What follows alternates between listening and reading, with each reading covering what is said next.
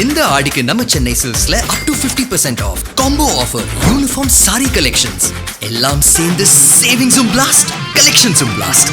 நம்ம தி சென்னை சில்க்ஸ். தமிழ்நாட்டுல எல்லாமே சேஞ்ச் ஆயிடுச்சு. உங்க நகையையும் சேஞ்ச் பண்ணுங்க. உங்க பழைய நகைக்கு கிராமுக்கு 150 ரூபாய் கூடுதலா வாங்கி புது நகை எடுத்துக்கோங்க. அதே கம்மி சேதாரம் தான் உங்க லலிதால மட்டும்தான். மாண்புமிகு பேரவைத் தலைவர் அவர்களே, நம்மளோட குடும்பத்தில் இருக்கிற, நம்மளோட வீட்டில் இருக்கிற நம்ம பாட்டியை, நம்ம அம்மாவை, நம்ம அக்காவை, நம்ம தங்கச்சியை பற்றின ஒரு தீர்மானம்.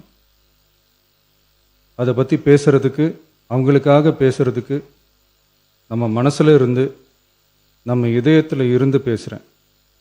இதுக்கு முன்னாடி இந்த விஜய்க்கு கிடைச்ச இடத்துக்கும், இதுக்கு முன்னாடி இந்த விஜய்க்கு கிடைச்ச இடத்துக்கும் இன்னைக்கு இந்த விஜய்க்கு கிடைச்சிருக்கிற இடத்துக்கும் மிகப்பெரிய காரணமாக இருக்கிறதுல என்னோட பாட்டி, அம்மா, அக்கா, தங்கச்சிங்க தான் மிகப்பெரிய காரணம்ங்கிறத என்னால் மறுக்கவே முடியாது. அந்த நன்றி விசுவாசத்தோட, அப்படி ஒரு உணர்வோடு தான் இப்போ இங்கே நின்று பேசுகிறேன். பெருசாக பணம் இருந்துட்டா ஒரு வீட்டுக்கோ, பெரிய பொருளாதாரம் இருந்துட்டா ஒரு நாட்டுக்கோ பெரிய பேர் வந்துடும்னு சில பேர் நினைக்கலாம். ஆனால் உண்மையாகவே ஒரு வீட்டுக்கோ ஒரு நாட்டுக்கோ எப்போ பெரிய பேர் கிடைக்கும் தெரியுமா? அந்த வீட்டு பெண்கள் தனிப்பட்ட முறையில் சமூகத்தில் உயர்ந்தாதான் பெரிய பேர் ஒட்டுமொத்த சமூகத்துக்கே கிடைக்கும். நம்ம தமிழ்நாட்டு மண்ணில் சங்க காலத்தில் இருந்த அன்னைக்கும் சரி இன்னைக்கும் சரி மிகப்பெரிய அடையாளமாக இருக்கிற பெண் ஆளுமைகள் நிறைய பேர் இருக்காங்க. ஔவையார், காக்கை, பாடினியார்னு சங்க காலத்து ஆளுமைகள், கண்ணகி, மணிமேகலை, குண்டலகேசி, இவங்கெல்லாம் இலக்கியத்தில் நிலைச்சி நிற்கிறவங்க. ஆண்டாள், காரைக்கால் அம்மையார், இவங்கெல்லாம் ஆன்மீகத்திலையும் இலக்கியத்திலையும் உயர்ந்த இடத்துல இருக்கிறவங்க. ராணி வேலு நாச்சியார், குயிலி, அம்புஜம் அம்மாள், ருக்மணி லட்சுமிபதி அம்மாள், டாக்டர் முத்துலட்சுமி ரெட்டி அஞ்சலை அம்மாள், மக்கள் சேவகர் அஞ்சலை அம்மாள்னு நம்ம நாட்டோட விடுதலை போராட்டத்தில் கலந்துக்கிட்டவங்க. நம்ம தமிழ்நாட்டு பெண் ஆளுமைகள் நிறைய பேர் இருக்காங்க. சுதந்திர போராட்டத்தில் இருந்து சமூக நீதி போராட்டம் வரைக்கும் கலந்துக்கிட்டவங்க தான் நம்ம தமிழ்நாட்டு பெண்கள். அது மட்டுமா, கல்வி, அறிவியல், அரசியல், நீதி, நிர்வாகம், தொழில்நுட்பம்னு எல்லா டிபார்ட்மெண்ட்லேயும் இன்னைக்கு நம்ம தமிழ்நாட்டு பெண்களோட பங்களிப்பு பெருசாக இருக்குன்றத யாரும் மறுக்கவே முடியாது. அப்படிப்பட்ட நம்ம வீட்டு பெண்களுக்கு அரசியல்லையும் முன்னேற வழிவகை செய்யணும். அதுக்கு உரிய இடஒதுக்கீடு வழங்கணும். பெண்களுக்கு இடஒதுக்கீடு தர்றது ஏதோ சலுகைன்னு நினைச்சிடக்கூடாது. சமூக நீதி சார்ந்தது, அரசியல் அமைப்பு சார்ந்தது. மாண்புமிகு பேரவைத் தலைவர் அவர்களே, நம்ம நாட்டோட மக்கள் தொகையில் ஏறக்குறைய பாதி பேர் பெண்கள் தான். அதனால் அனைத்து நிலைகள்லையும் பெண்களுக்கு சம அந்தஸ்து வழங்கப்படணும். அரசியலமைப்பு சட்டமும் அவங்களுக்கு சமத்துவ உரிமையை வழங்கித்தானே இருக்கு. நம்ம தமிழ்நாட்டை எடுத்துக்கிட்டாலும் ஆண்களை விட பெண்கள் தான் அதிகம். ஓட்டு சதவீதத்தில் கூட அவங்க தான் அதிகம். ஆனால் அவங்களுக்கான அரசியல் இடம்னு பார்த்தா 2021 சட்டசபையில் 12 பெண்கள் இருந்தாங்க. இப்போ இந்த 2026 சட்டசபையில் 23 பெண்கள் இருக்கிறாங்க.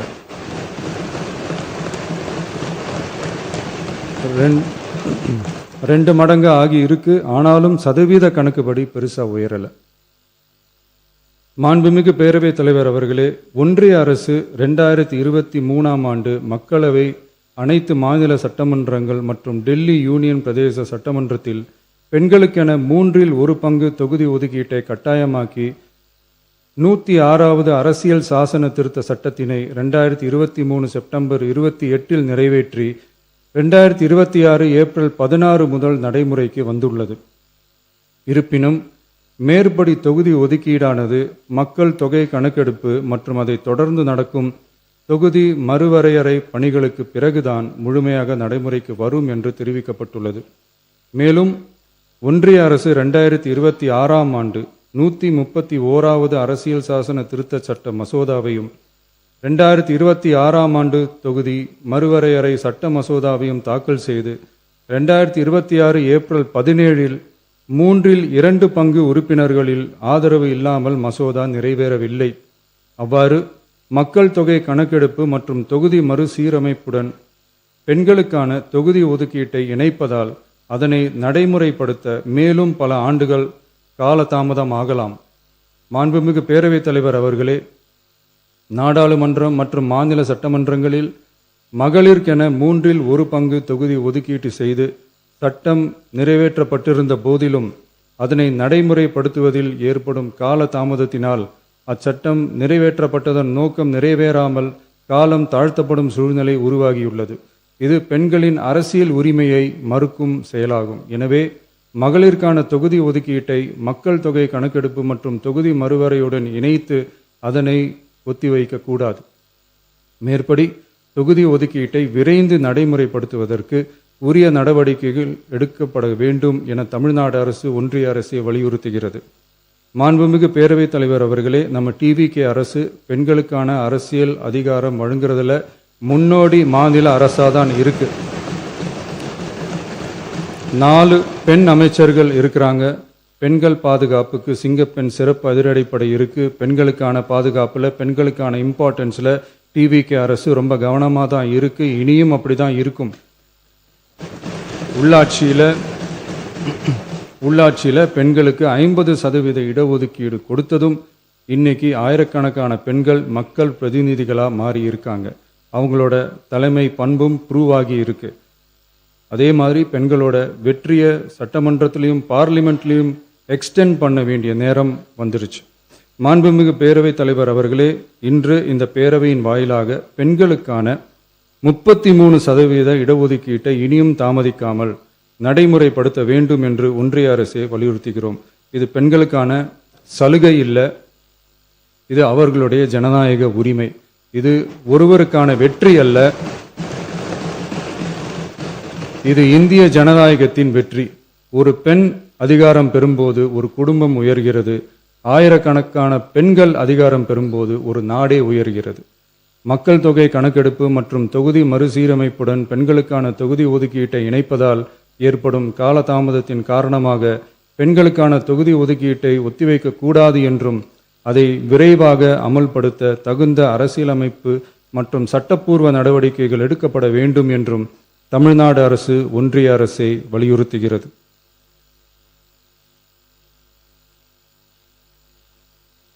மாண்புமிகு பேரவைத் தலைவர் அவர்களே, டீலிமிட்டேஷன் தொடர்பான ஆலோசனை கூட்டம் தமிழ்நாட்டு மக்களவை மற்றும் மாநிலங்களவை உறுப்பினர்களுடன் தமிழ்நாடு அரசால் நமது தலைமையில் 8/8/2026 அன்று கலைவாணர் அரங்கத்தில் நடந்துச்சு. அந்த கூட்டத்தில் தமிழ்நாட்டை சேர்ந்த அனைத்து மக்களவை மற்றும் மாநிலங்களவை உறுப்பினர்களுக்கும் அழைப்பு விடுக்கப்பட்டு இந்திய தேசிய காங்கிரஸ் கட்சியின் 11 உறுப்பினர்களும், விடுதலை சிறுத்தைகள் கட்சியின் 2 உறுப்பினர்களும், இந்திய கம்யூனிஸ்ட் கட்சியின் 2 உறுப்பினர்களும், மார்க்சிஸ்ட் கம்யூனிஸ்ட் கட்சியின் 2 உறுப்பினர்களும், இந்திய யூனியன் முஸ்லீம் லீக் கட்சியின் உறுப்பினரும் மற்றும் மறுமலர்ச்சி திராவிட முன்னேற்றக் கழகத்தின் உறுப்பினரும் என 6 கட்சிகளை சேர்ந்த உறுப்பினர்கள் பங்கேற்றாங்க. இந்த கூட்டத்தில் டீலிமிட்டேஷன் தொடர்பாக விரிவாக ஆலோசிக்கப்பட்டுச்சு. அந்த ஆலோசனையில் டீலிமிட்டேஷன்னால தமிழ்நாடு மற்றும் தென் மாநிலங்களுக்கு ஏற்படக்கூடிய பாதிப்புகள் குறித்தும் அதை சரி செய்யறதுக்கான வழிமுறைகள் குறித்தும் விவாதிக்கப்பட்டு இறுதியில் டீலிமிட்டேஷன் தொடர்பாக சட்டமன்றத்தில் ஒரு தீர்மானம் இயற்றலாம்னு முடிவானுச்சு. மாண்புமிகு பேரவைத் தலைவர் அவர்களே, இந்தியாவில் 1952ஆம் ஆண்டு முதல் பொது தேர்தல் நடத்தப்பட்டது. அது தொடர்ந்து ஒவ்வொரு 10 ஆண்டுகளுக்கு ஒரு முறை நடத்தப்படுற சென்சஸ் டீட்டெயில்ஸ் படி மக்களவை மற்றும் சட்டப்பேரவை தொகுதிகளின் எண்ணிக்கையை மறுசீரமைப்பு செஞ்சு 1976 வரை தேர்தல்கள் நடத்தப்பட்டது. இந்த நிலையில் 1976ஆம் ஆண்டு 42வது அரசியலமைப்பு சட்ட திருத்தப்படி மக்கள் தொகையை சிறப்பாக கட்டுப்படுத்தும் மாநிலங்களுக்கு டீலிமிட்டேஷன் காரணமா மக்களவை உறுப்பினர் எண்ணிக்கையில் எந்தவித பாதிப்பும் ஏற்படக்கூடாது என்பதற்காக அடுத்த 25 வருஷத்துக்கு 1971ஆம் ஆண்டு சென்சஸ் படி பாராளுமன்ற உறுப்பினர்களின் எண்ணிக்கை வைக்கப்படும்னு சட்டம் இயற்றப்பட்டது. அதை தொடர்ந்து அதே நிலையை முன்னிறுத்தி 84வது மற்றும் 87வது அரசியலமைப்பு சட்ட திருத்தம் 1971 சென்சஸ் படி மக்களவை தொகுதிகள் நிலைநிறுத்தப்பட்டன. இந்த திருத்தங்களோட நோக்கமே மக்கள் தொகை கட்டுப்பாட்டை செயல்படுத்திய மாநிலங்களின் உரிமைகளை பாதுகாக்கிறது தான். மாண்புமிகு பேரவைத் தலைவர் அவர்களே, அந்த 25 வருஷ லிமிட் இந்த 2026 முடியுது. இதை முன்னிட்டு கடந்த 50 வருஷமா இருந்து வந்த டீலிமிட்டேஷன் தடையை அகற்றி 2011 சென்சஸ் அடிப்படையில் மக்களவை மற்றும் சட்டப்பேரவை தொகுதிகளின் எண்ணிக்கையை நிர்ணயிக்க நாடாளுமன்றத்தில் ஒரு மசோதா ஏப்ரல் 2026 அறிமுகப்படுத்தப்பட்டு அந்த மசோதா தோல்வியில் முடிஞ்சது. இப்போ மீண்டும் ஒன்றிய அரசு மக்களவை உறுப்பினர்களின் எண்ணிக்கையை 50% அதிகரிக்க செய்து டீலிமிட்டேஷன் மசோதாவை அறிமுகப்படுத்த உத்தேசித்து இருப்பதா சில அரசியல் கட்சிகள் தெரிவிப்பதா கூறப்படுது. இந்த வரக்கூடிய மசோதா குறித்து 8/8/2026 பாராளுமன்ற உறுப்பினர்களோட நடந்த கூட்டத்தில் விவாதிச்சப்போ மேலே சொன்ன மாதிரி தற்போது அறிமுகப்படுத்தப்பட உள்ள மசோதா நிறைவேறினால் ஒவ்வொரு மாநிலத்துக்கும் தலா 50% மக்களவை உறுப்பினர்களின் எண்ணிக்கையை முதலில் அதிகரித்தாலும் அதனைத் தொடர்ந்து 2026 சென்சஸுக்கு பிறகு அரசியலமைப்பு பிரிவு ஆர்டிகல் 81(2)A அதன் கீழ் மாநிலத்தின் மக்கள் தொகையின் அடிப்படையில் தொகுதிகள் மறுசீரமைக்கப்படும். இப்படி செஞ்சா தென் மாநிலங்களின் பாராளுமன்ற உறுப்பினர் எண்ணிக்கை வெகுவா குறைய வாய்ப்பு இருக்கு. கடைசியில் மக்கள் தொகை கட்டுப்பாட்டை சிறப்பாக செயல்படுத்தின தமிழ்நாடு உள்ளிட்ட தென் மாநிலங்களுக்கு பெரும் அரசியல் பிரதிநிதித்துவ அநீதி இழைக்கப்படும். சர்வ வல்லமை பெற்றதா டீலிமிட்டேஷன் ஆணையம் இருக்கு. இந்த அதிகாரத்தை தவிர்த்து பாராளுமன்றத்திற்கே இறுதி செய்யும் அதிகாரம் இருக்க வேண்டும் என்ற கருத்தும் முன்வைக்கப்பட்டது. மாண்புமிகு பேரவைத் தலைவர் அவர்களே, தமிழ்நாட்டு உள்ளிட்ட தென் மாநிலங்கள் மக்கள் தொகை கட்டுப்பாட்டு திட்டங்களை சிறப்பாக செயல்படுத்தி பொருளாதார முன்னேற்றம் பெற்று வரும் நிலையில் கடந்த 50 ஆண்டுகளாக நடைமுறையில் உள்ள மக்களவை மற்றும் சட்டப்பேரவை தொகுதிகளின் எண்ணிக்கையை அப்படியே நிலைநிறுத்த வேண்டிய கட்டாய தேவை உள்ளது. எனவே தற்போதுள்ள மக்களவை உறுப்பினர்களின் எண்ணிக்கையான 543 என்ற அளவிலேயே நிரந்தரமாக வைப்பதற்கும் மாநிலங்களுக்கு இடையேயான எண்ணிக்கை பகிர்வை நிரந்தரமாக வைக்கவும், மேலும் தற்போது மக்களவை மற்றும் மாநிலங்களவையோட விகிதம் 2.2:1 என்ற அளவிலேயே நிலைநிறுத்த வேண்டும். அதற்கு தேவையான மற்றும் உரிய சட்ட திருத்தங்கள் பாராளுமன்றத்தில் கொண்டு வர வேண்டும் என்ற கருத்தை ஒருமனதா தீர்மானிக்கப்பட்டுச்சு. மாண்புமிகு பேரவைத் தலைவர் அவர்களே, மகளிர் இடஒதுக்கீடு சட்டத்தினை அமுல்படுத்த மேலும் காலதாமதம் இல்லாமல் தற்போது 543 என்ற நிலையிலேயே 1/3 தொகுதி மகளிர் தொகுதிக்கு வருகின்ற 2029 பாராளுமன்ற தேர்தலில் நடைமுறைப்படுத்த வேண்டும் என்ற முன்மொழியும் தீர்மானிக்கப்பட்டுச்சு. ஆகவே மேற்கூறிய காரணங்களால் தமிழ்நாட்டில் உள்ள அனைத்து சட்டமன்ற கட்சியின் தலைவர்களும் ஒருமித்த கருத்தோடு தமிழ்நாட்டை முன்னிறுத்தி கட்சி வேறுபாடின்றி ஒருமித்த குரலில் பேச வேண்டும் என்ற கருத்தை வலியுறுத்தி நாம முன்மொழிகிற தீர்மானத்தை ஒருமனதாக நிறைவேற்றி தருமாறு கேட்டுக்கொள்கிறோம். தொகுதி மறுவரையறை மற்றும் மகளிர் இடஒதுக்கீடு அரசினர் தனி தீர்மானம். தமிழ்நாடு உள்ளிட்ட அனைத்து மாநிலங்கள் மற்றும் யூனியன் பிரதேசங்களில் மக்களவை சட்டப்பேரவை உறுப்பினர்களின் எண்ணிக்கையானது கடந்த 50 ஆண்டுகளாக 1971ஆம் ஆண்டினுடைய மக்கள் தொகை கணக்கெடுப்பு புள்ளி விவரங்களின்படி நிர்ணயிக்கப்பட்டு தேர்தல்கள் நடத்தப்பட்டு வருகிறது.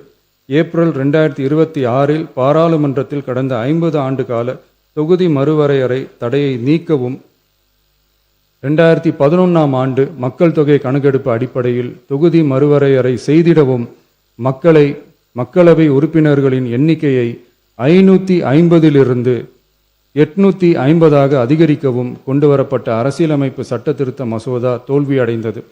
இந்நிலையில் மீளவும் மேற்குறிப்பிட்ட அரசியலமைப்பு சட்ட திருத்த மசோதா கொண்டுவரப்பட உள்ளது என தெரிந்ததின் அடிப்படையில் 1971க்கு பிறகு உள்ள எந்த மக்கள் தொகை கணக்கெடுப்பை அடிப்படையாக கொண்டு தொகுதி மறுவரையறை செய்தாலும் மக்கள் தொகையை சிறப்பாக கட்டுப்படுத்திய தமிழ்நாடு உள்ளிட்ட தென் மாநிலங்களின் நாடாளுமன்ற பிரதிநிதித்துவம் நிரந்தரமாக பாதிக்கப்படும் என்பது நிதர்சனமான உண்மை. ஒன்றிய அரசு அளித்த உறுதியின்படி மக்கள் தொகை கட்டுப்பாட்டு திட்டங்களை சிறப்பாக செயல்படுத்தி நல்ல பொருளாதார வளர்ச்சி கண்டு நல்ல சுகாதாரம் மக்கள் நல திட்டங்களை மேற்கொண்டு வரும் எந்த ஒரு மாநிலமும் தொகுதி மறுவரையால் பாதிக்கப்படாமல் பார்த்து கொள்வது ஒன்றிய அரசின் தலையாய கடமையாகும்.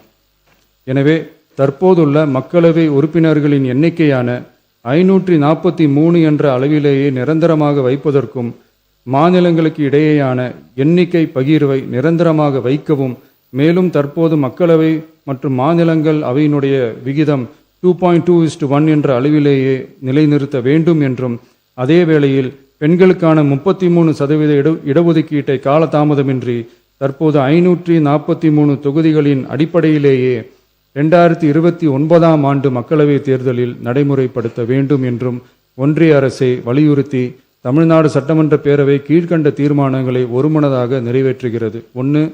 நாடாளுமன்ற மக்களவையின் மொத்த உறுப்பினர்களின் எண்ணிக்கையை 543 என்ற நிலையிலேயே நிரந்தரமாக்க வேண்டும். 2.